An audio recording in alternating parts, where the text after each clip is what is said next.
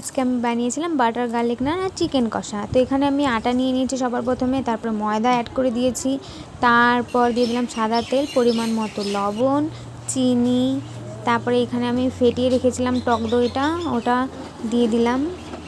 তারপরে এখানে আমি বেকিং সোডা দিয়েছি, তোমরা চাইলে বেকিং পাউডার যে কোনো একটা দিতেই পারো। তারপরে এখানে ভালো মতো মেখে আমি ডো বানিয়ে 2 ঘন্টার মতো রেস্টে রেখে দিয়েছিলাম। তারপর এটা বেলে উপর দিয়ে রসুন গ্রেট করে দিয়ে পিছন পিঠে আমি জল দিয়ে তাওয়াটা গরম করে তাওয়ার উপরে দিয়ে দিয়েছি।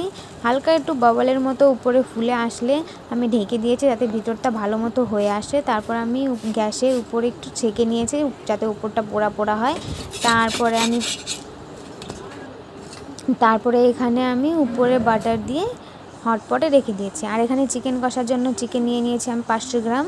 তারপরে সব মশলা পেস্ট করে আমি ওর মধ্যে দিয়ে দিয়েছি। তারপরে এখানে টক দইটা দিয়ে দিয়েছি, পরিমাণ মতো লবণ দিয়ে দিয়েছি, হলুদ দিয়ে দিয়েছি, আর এখানে সামান্য একটু তেল দিয়ে দিয়েছি। এটা ম্যারিনেট করে 1 ঘন্টার মতো রেখে দিয়েছিলাম। তারপরে এখানে কড়াই গরম করে দিয়ে কড়াইয়ের মধ্যে শুকনো লঙ্কা, তেজপাতা, গরম মশলা দিয়ে দিয়েছি, জিরে দিয়ে দিয়েছি, তারপর পেঁয়াজ দিয়ে দিলাম।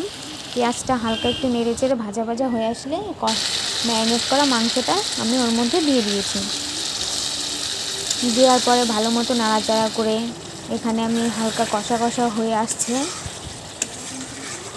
ভালো মতো কষাতে হবে। এটা কষানোর পর হালকা যখন তেল ছাড়বে, আমার এখানে হালকা হালকা তেল ছেড়ে দিয়েছে, তোমরা দেখতে পাচ্ছ এখানে সুন্দর তেল ছেড়ে দিয়েছে। আমি জল দিয়ে ফুটিয়ে এরকম গ্রেভি গ্রেভি বানিয়ে নিয়েছি।